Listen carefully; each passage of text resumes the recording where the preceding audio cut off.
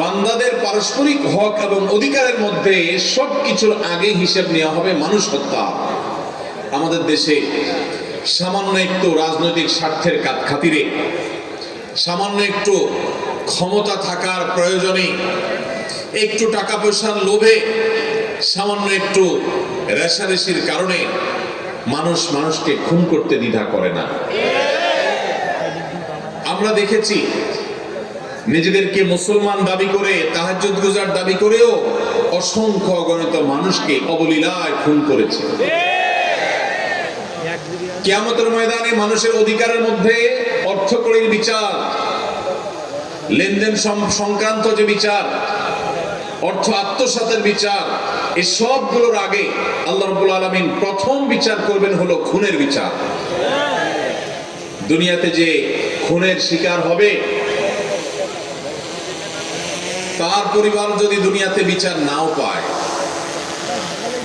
খুনির ক্ষমতার কারণে যদি নিহত ব্যক্তির পরিবাররা অসহায় থাকে, কিয়ামতের ময়দানে এই খুনির বিচার আল্লাহ রাব্বুল আলামিন অবশ্যই করবেন।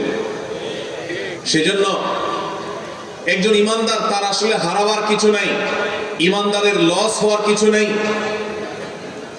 আমরা যখন আল্লাহ রাব্বুল আলামিনের কাছে ভালো মুসলমান হওয়ার দৌড়ে এগিয়ে যেতে চাইব, তখন আমাদের ঈমানকে খাঁটি করা, আল্লাহর সঙ্গে কাউকে শরীক করা, কোন পীর, কোন ব্যক্তি, কোন মতবাদ, কোন ইজম, কোন বড় নেতা, কোন আদর্শিক ব্যক্তি, কাউকে আল্লাহ রাব্বুল আলামিনের সমকক্ষ মনে করা, আল্লাহর নাউজুবিল্লাহ বিধানের বিকল্প মনে করা, অথবা কল্যাণ ও কল্যাণের মালিক মনে করা, দুনিয়া এবং আখিরাত তার কাছে আছে এবং তার কাছে সেগুলোর ক্ষমতা, সুপ্ত শক্তি আছে মনে করা, এই সবগুলো ঈমানের সাথে অসঙ্গতিপূর্ণ বিষয়।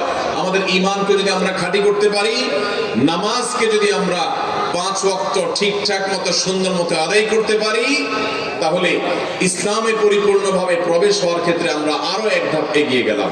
আল্লাহ আমাদের সবার নামাজগুলোকে সুন্দর করার তৌফিক দান করুন। যেই মুসলমান নামাজের ব্যাপারে যত সিরিয়াস, যে মুসলমানের নামাজ যত সুন্দর, তিনি আল্লাহর কাছে তত বড় মুত্তাকি, তত বড় পরহেজগার, তত নেককার, তত ভালো মুসলমান। আজ আমাদের নামাজ ত্রুটিপূর্ণ হওয়ার কারণে এই নামাজ আমাদের মধ্যে সে এফেক্ট, সে প্রভাব ফেলছে না। আল্লাহ বলেছেন, ইন্নাস সালাতা তানহা আনিল ফাহশাই ওয়াল মুনকার, নিশ্চয় নামাজ মানুষকে অশ্লীলতা, অন্যায়, অপরাধ, এই সমস্ত ক্রিয়াকলাপ থেকে বিরত রাখে। আমরা দেখি আমাদের সমাজে মানুষ নামাজও পড়ে, আবার 2 নম্বর কাজও করে, নামাজে পড়ে আবার মিথ্যা কথাও বলে, নামাজও পড়ে আবার আরেকজনের জমির আইলো ঠেলে, আছে না নাই? এই প্রকার নামাজীদের নামাজ ত্রুটিপূর্ণ হচ্ছে, তার এই ক্রিয়াকর্ম প্রমাণ করছে সে যথাযথভাবে নামাজ আদায় করছে না। যে ব্যক্তি সঠিকভাবে নামাজ আদায় করবে, আল্লাহ রাব্বুল আলামিনের স্মরণ যার নামাজে থাকবে, আল্লাহ বলেছেন আকিমিস সালাতা লিযিকরি, আমার স্মরণ করার জন্য, আমার শরণার্থে নামাজ আদায় করো। সেই নামাজ যদি কারোর মধ্যে থাকে, তো সেই নামাজ তাকে অবশ্যই অশ্লীল, মন্দ এবং খারাপ ক্রিয়াকর্ম থেকে বিরত রাখবে। আল্লাহ রাব্বুল আলামিন আমাদের সবাইকে সেরকম জীবন্ত প্রভাবশালী নামাজ আদায়কারী নামাজি হওয়ার তৌফিক দান করুন। ভাইরা আমার,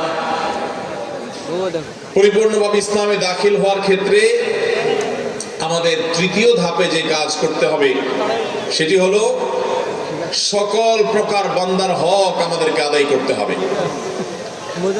আল্লাহ রাব্বুল আলামিন আমাদেরকে তার যে আদেশ নিষেধগুলো আমাদেরকে মেনে চলতে বলেছেন, এর মধ্যে বেশ কিছু বিষয় আল্লাহ রেখেছেন যেগুলো মানবাধিকার সংশ্লিষ্ট, মানুষের অধিকার সংশ্লিষ্ট। শুধু মানুষ নয়, অন্যান্য প্রাণীকুল, অন্যান্য সৃষ্টি, এমনকি পোকামাকড়, এমনকি বৃক্ষ, তরুলতা, এই সবগুলোর অধিকার আল্লাহ তাআলা আমাদের উপর রেখেছেন। আমাদের কর্তব্য আছে নিজের প্রতি, নিজের পরিবারের সদস্যদের প্রতি, মুসলমানদের প্রতি, প্রতিবেশীদের প্রতি, এমনকি অমুসলমানদের প্রতি, মানুষ তো বটে, এমনকি পশু পাখির প্রতি, কীট পতঙ্গের প্রতি, এমনকি নিষ্প্রাণ আল্লাহর যেসব সৃষ্টি আছে সেগুলোর প্রতি, সবকিছুর প্রতি আমাদের দায়বদ্ধতা আছে, আমাদের জবাবদিহিতা আছে।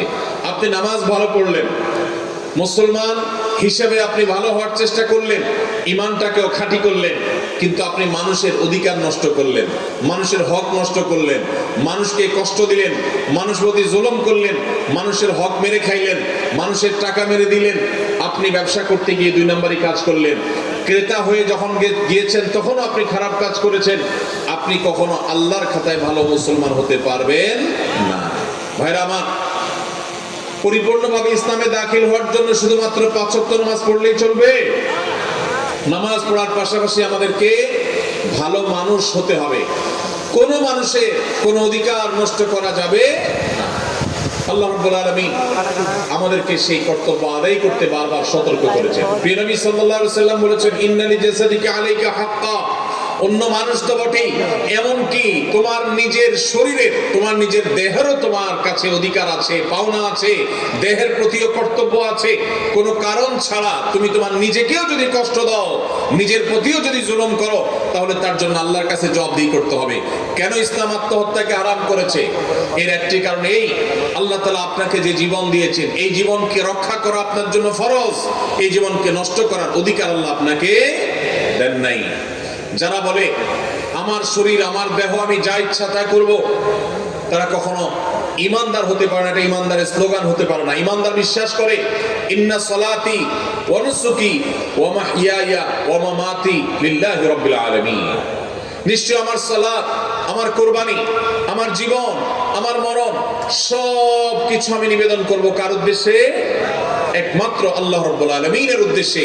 আমার এই জীবন আল্লাহর দেওয়া, আল্লাহর নির্দেশে এটা পরিচালিত হবে। অতএব আল্লাহ নিষেধ করেছেন, ওয়ালা তুলকু বিআইদিকুম ইলা তাহলুকা, তোমরা নিজেদেরকে ধ্বংসের দিকে ঠেলে দিও না।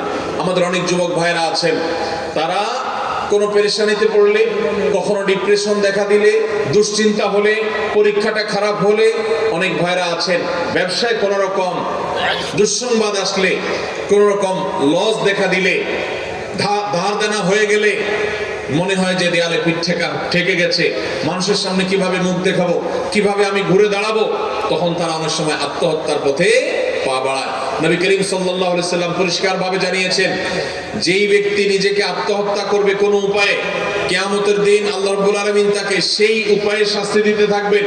এবং এই আত্মহত্যা করাকে ইসলাম হারাম করেছে। কারণ অন্য মানুষ তো বটেই, আপনি নিজের অধিকার নিজে নষ্ট করবেন, নিজের শরীরকে কষ্ট দিবেন, নিজের জীবনকে আপনি ধ্বংস করবেন, আত্মহত্যার পথে পা বাড়াবেন। আত্মহত্যা করে দুনিয়ার কষ্ট এবং গ্লানি থেকে আপনি বাঁচতে চাইছেন, অথচ আত্মহত্যা করে কিয়ামতের ময়দানে আরো বেশি গ্লানি, আরো বড় আযাব আপনার জন্য অপেক্ষা করছে। আল্লাহ তাআলা আমাদের সবাইকে আল্লাহর সমস্ত আদেশ নিষেধগুলোকে মেনে চলার তৌফিক দান করুন।